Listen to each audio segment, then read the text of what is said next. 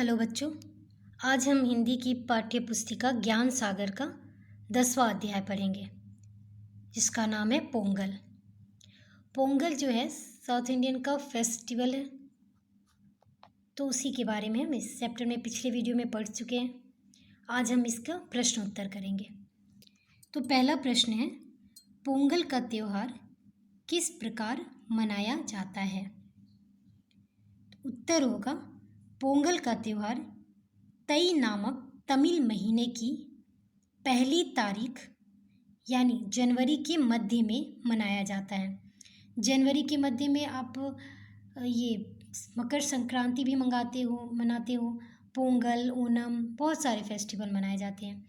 फिर आपको वो लोहरी, पंजाबी का बहुत सारे फेस्टिवल मनाए जाते हैं, तो उसी महीने में मनाया जाता है। तो उत्तर है, पोंगल का त्यौहार तई नामक तमिल महीने की पहली तारीख यानी जनवरी के मध्य में मनाया जाता है। पोंगल के पहले घरों की सफाई की जाती है और ठीक एक दिन पहले रात को पुरानी वस्तुओं को जलाते हैं, ढोल आदि बजाए जाते हैं। पोंगल के दिन फर्श पर सुंदर आकृतियां बनाकर नए नए कपड़े पहनकर सूर्य देवता की पूजा अर्चना की जाती है। अच्छे अच्छे पकवान बनाई जाती हैं। इस तरह पोंगल का त्यौहार मनाया जाता है। दूसरा प्रश्न है, कोलम किसे कहते हैं? यह कैसे मनाया जाता है? तो चावल के आटे से फर्श पर सुंदर सुंदर बनाई जाने वाली आकृतियों को कोलम कहते हैं। इसे नई फसल के चावल को पीस कर बनाया जाता है। चावल का पाउडर बनाकर और इसी से ये आकृतियाँ बनाई जाती हैं। ठीक है, तो ये है दूसरे प्रश्न का उत्तर। तीसरा प्रश्न है, सरकई पोंगल किस प्रकार बनाया जाता है? उत्तर होगा, सरकई पोंगल दूध, गुड़ और चावल से नए बर्तन में पकाया जाता है। सरकई पोंगल जो है एक तरह का पकवान है जो पोंगल के त्यौहार के दिन बनाया जाता है। तो इसमें चावल, गुड़ और दूध को पकाकर नए बर्तन में आग पे पका के तब बनाया जाता है। चौथा प्रश्न है, मट्टू पोंगल के दिन क्या होता है? मट्टू पोंगल, ठीक है, तो उत्तर होगा, मट्टू पोंगल के दिन पशुओं के प्रति कृतज्ञता प्रकट की जाती है। इस दिन बैलों को सजाया जाता है और बैलगाड़ी की दौड़ का आयोजन किया जाता है। तो ये सारा प्रश्न उत्तर आपका है। पहला प्रश्न, ये दूसरा, तीसरा,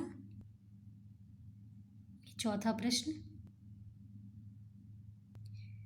अगला प्रश्न है, उचित उत्तर पर सही का निशान लगाइए। ठीक है, तो पहला प्रश्न है, गोपाल की उम्र कितनी थी? तो उत्तर होगा 10 बरस। ठीक है, दूसरा है, वे सब कितने महीने के लिए भारत आ रहे थे? वे लोग तो कनाडा में रहते थे ना, तो कितने महीने के लिए जा रहे थे? तो उत्तर होगा 1 महीने के लिए। ठीक है, तीसरा है, पोंगल पर विशेष रूप से किसकी पूजा की जाती है? तो उत्तर होगा सूर्य की। चौथा है, किसकी फसल एक साथ निकलती है? तो उत्तर होगा हल्दी और धान की। हल्दी और धान की, तभी तो धान से जो चावल निकलता है उससे सरकई पोंगल बनाई जाती है और पूजा की जाती है। ठीक है, अगला प्रश्न है, बातचीत के लिए, भारत को त्योहारों का देश क्यों कहा जाता है? तो भारत को त्योहारों का देश क्यों कहा जाता है? क्योंकि भारत में बहुत सारे धर्म के लोग रहते हैं, पहली बात। दूसरी बात, जितने धर्म के लोग रहते हैं उतने तरह के त्यौहार भी मनाए जाते हैं, इसलिए भारत को त्योहारों का देश कहा जाता है। क्योंकि यहाँ सभी धर्म के लोग रहते हैं और सभी अपने अपने त्यौहार को बड़े ही धूमधाम से मनाते हैं। ठीक है। दूसरा है गोपाल का प्रिय त्यौहार पोंगल था। ठीक है। तो आपको सबसे अच्छा त्यौहार कौन सा लगता है? तो यहाँ बताया गया है कि जैसे गोपाल जो बच्चा था 10 साल का जो था, उसे पोंगल क्योंकि उसका त्यौहार था तो वो त्यौहार उसे पसंद था। तो वैसे ही आपको सबसे अच्छा त्यौहार क्या लगता है? जैसे होली, दीपावली, बहुत सारे, दुर्गा पूजा, फिर बहुत सारे त्यौहार होते हैं। तो आपको कौन सा त्यौहार सबसे अच्छा लगता है उसके बारे में बताना है। तो ये आप खुद से लिख सकते हो, खुद से आप सोचो कि आपको कौन सा फेवरेट फेस्टिवल है, उसके बारे में बताना है। यह त्यौहार आपको क्यों अच्छा लगता है? इसका अर्थ है कि आपको जो भी आपका फेवरेट है, जो भी आपका फेवरेट फेस्टिवल है, वो आपको क्यों अच्छा लगता है, उसका क्या कारण है, ये आपको बताना है। क्यों अच्छा लगता है, उसमें क्या क्या आप सेलिब्रेट करते हो, वे सब पसंद है, या आपको खाने की क्या क्या चीज़ें पसंद है, ये सब आप खुद से बताओगे। इस त्यौहार पर आपके घर में कौन कौन से पकवान बनाए जाते हैं? जितने भी तरह के फेस्टिवल होते हैं उसमें हम क्या है, बहुत सारे तरह तरह के पकवान बनाए जाते हैं और हर फेस्टिवल का अलग अलग पकवान स्पेशल रहता है। तो आपको सोचना है कि आपको कौन सा फेवरेट फेस्टिवल लगता है और कौन सा फेवरेट पकवान है। ठीक है। तो ये आप खुद से सोच के लिख सकते हो। अगला प्रश्न है, पाठ में आए हुए ऐसे 4 शब्दों को छांटिए और उनमें अनुस्वार और अनुनासिक का प्रयोग किया गया हो। तो वैसे शब्दों को छांटना है। तो अनुस्वार के लिए देखिए, ठीक है, जहाँ अनुस्वार लगा है, और अनुनासिक चंद्रबिंदु जिसको कहते हैं, तो वो देखिए चंद्रबिंदु का वाले शब्द। ठीक है। अगला प्रश्न है, नीचे लिखे शब्दों के विलोम शब्द पाठ से ढूंढ कर लिखिए। तो यहाँ क्या है, विलोम शब्द मतलब उल्टे अर्थ वाले शब्द। तो पहला है गमन, गमन माने जाना, तो उसका क्या होगा, आना यानी आगमन। दुर्गंध, तो उसका होगा सुगंध, दुर्गंध मतलब जिसका गंदा खुशबू हो, तो सुगंधित मतलब अच्छा खुशबू वाला। कृतज्ञता, तो कृतज्ञता है तो कृतज्ञता होगा। निरर्थक का उल्टा क्या होगा, सार्थक।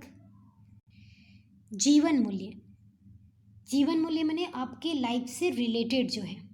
तो पहला है, हाँ बेटे ये त्यौहार खुशियाँ बांटते हैं और हमें एक दूसरे के निकट लाते हैं। ये लाइन आप इस पुस्तक में पाठ में पढ़ चुके हैं। तो उससे संबंधित प्रश्न है, गोपाल की तरह क्या आपने भी दादा दादी के साथ कोई त्यौहार मनाया है?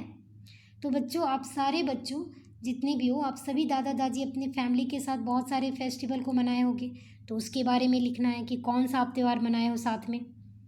दूसरा है, त्यौहार हमें आपस में जोड़ते हैं कैसे? आपस में जोड़ते का मतलब है कि एक साथ मिलकर सब मनाते हैं। जैसे कोई भी फेस्टिवल जब आप मनाते हो तो आप परिवार के सारे लोग साथ में बैठ के खाते हो, पूजा करते हो। तो इस तरह हम लोग सब साथ में मनाते हैं। साथ में हम लोग मिलके पकवान बनाते हैं, सभी मिलके पूजा करते हैं, खाते हैं साथ में।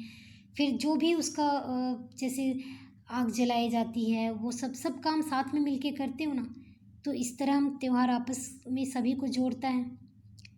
तीसरा है, त्यौहार हमारे भीतर कौन कौन से गुण को विकसित करता है?